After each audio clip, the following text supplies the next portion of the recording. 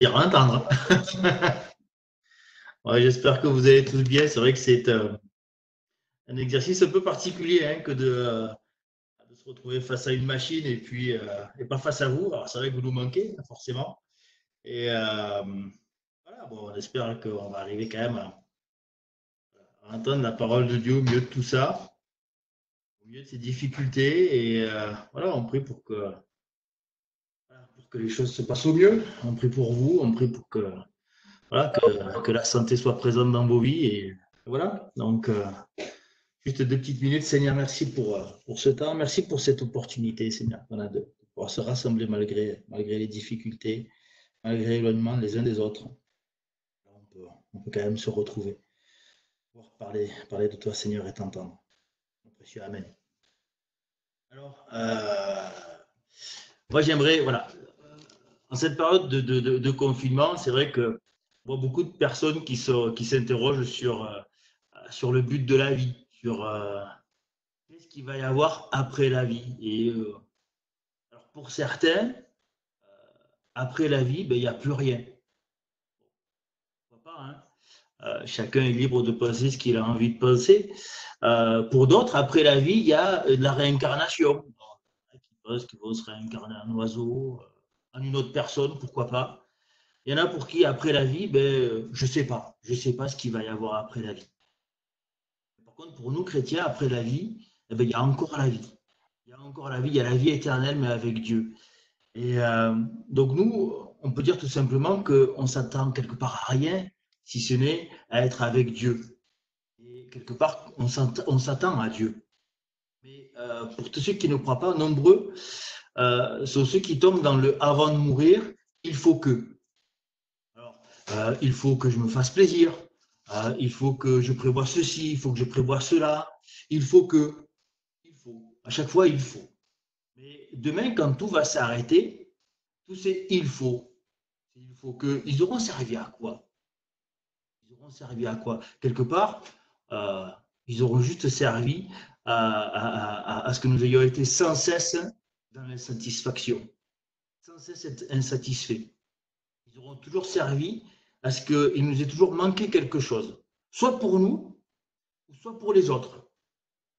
Et, mais que ce soit pour nous, que ce soit pour les autres, c'est il faut que sont essentiellement basés sur notre justice propre, sur une justice que l'on pense bonne pour soi, mais aussi qu'on pense des fois bonne pour les autres. Et ce qu'on pense pour les autres, ben, c'est peut-être pas si bon non plus que ça. Et Dieu seul sait ce dont nous avons besoin, que ce soit pour nous ou que ce soit pour les autres. Alors j'aimerais, voilà, si vous voulez tourner avec moi dans le deuxième livre des Chroniques, de Chroniques 1, versets 8 à 10, où il est écrit: Salomon répondit à Dieu: Tu as traité David, mon père, avec une grande bienveillance, et tu m'as fait régner à sa place. Maintenant, éternel Dieu, que ta promesse à David, mon père, s'accomplisse, puisque tu m'as fait régner sur un peuple nombreux comme la poussière de la terre. Accorde-moi donc de la sagesse et de l'intelligence afin que je sache me conduire à la tête de ce peuple, car qui pourrait juger ton peuple, ce peuple si grand? Et alors moi j'ai bien aimé ce passage parce que on voit que Salomon règne sur un peuple qui est nombreux. Et lui, tout ce qu'il veut, alors il pourra avoir tout ce qu'il veut, il est roi. Donc il pourrait, tous ses désirs pourraient être satisfaits. Hein, il a besoin de quelque chose, il a des serviteurs, il veut quelque chose, on va le lui apporter, etc. Mais il a conscience d'une seule chose, c'est qu'il lui manque quelque chose. Et il lui manque la sagesse et de l'intelligence. Alors il s'adresse à l'Éternel, mais plutôt que de demander cette sagesse et cette intelligence pour lui, plutôt que de satisfaire son besoin personnel, il fait cette demande pour pouvoir bien conduire son peuple, pour pouvoir bien se conduire à la tête de ce peuple. Et c'est ça qui est important. Important parce que Salomon reconnaît la faiblesse de sa nature. Il reconnaît que sans Dieu, il ne peut pas aller à l'encontre de cette faiblesse. Et parce qu'il se rend compte qu'il ne peut pas, qu'il pourrait se remplir facilement des il faut que, Dieu va lui, il s'adresse à Dieu. Et Dieu va lui donner encore plus. Dieu va l'écouter et il va lui donner encore plus. Et ça, on le voit dans les versets suivants où il est écrit, Dieu dit à Salomon, alors Dieu répond à Salomon. Dieu dit à Salomon, puisque c'est là ce qui est dans ton cœur, puisque tu ne demandes ni des richesses, ni des biens, ni de la gloire, ni de la mort de tes ennemis, ni même une longue vie, et que tu demandes pour toi de la sagesse et de l'intelligence afin de juger ton peuple. Donc, c'est-à-dire qu'il demande quelque chose pour lui, mais pour le peuple. La sagesse et l'intelligence te seront accordées. Je te donnerai en outre des richesses, des biens et de la gloire, comme n'en a jamais eu aucun roi avant toi, et comme n'en aura aucun autre après toi. Et donc là, on voit bien que Dieu a écouté Salomon, il a écouté la simplicité de Salomon, il a écouté le cœur de Salomon pour Dieu, et il lui répond et il lui donne encore plus. Parce que Dieu sait ce dont Salomon a besoin pour lui, pour le peuple, mais aussi il va lui donner encore plus parce qu'il sait ce que les gens ont besoin de voir en Salomon. Et nous aussi, quelque part, on peut s'approcher de Dieu à la même façon que Salomon. C'est-à-dire qu'on peut nous aussi nous adresser à Dieu pour les mêmes sollicitations. Et ça, on le voit en Jacques 1, verset 5. Alors, Jacques 1, verset 5, si vous voulez tourner avec moi. Si quelqu'un d'entre vous manque de sagesse et qu'il la demande à Dieu, qui donne à tous simplement et sans reproche, et elle lui sera donnée.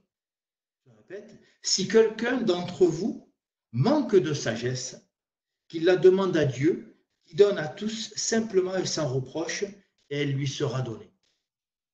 Là, Jacques nous amène à une nouvelle réflexion sur le « il faut que », celle de demander à Dieu, car Dieu donne simplement et sans reproche.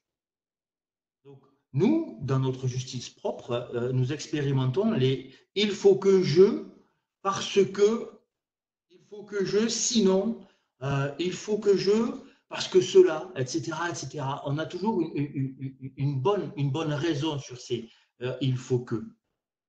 Et donc, nous jugeons à l'avance chacun de nos faits et de nos gestes par ces il faut que. Alors que Dieu nous donne simplement et sans reproche. Dieu donne simplement. En fait, il n'attend rien de nous. Il n'attend rien de nous. Il faut que. Dieu donne simplement et sans reproche. Ce qui veut dire que je ne suis pas jugé. Je ne suis pas jugé. Et parce que je ne suis pas jugé, je peux m'approcher de Dieu et de son trône de grâce, comme on le voit en Hébreux 4,16. Alors oui, j'entends déjà les gens qui disent « Ouais, mais c'est facile. Facile de dire tu demandes et tu obtiens. » Oui, effectivement, c'est facile, tu demandes et tu obtiens. Oui, mais il y a quand même une condition. Il y a une seule condition. Il y a un il faut que. Et ça, on le voit à la suite du verset 5, le verset 6. Mais qu'il la demande avec foi, sans douter.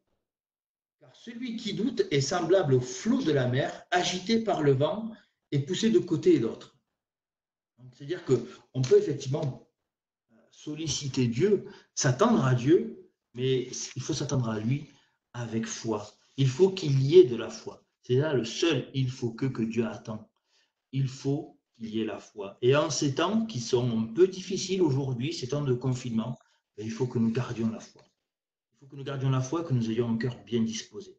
Parce que cette foi va nous amener à avoir un cœur bien disposé. Donc gardons la foi et Dieu répondra à chacune de nos attentes. Amen. Merci beaucoup.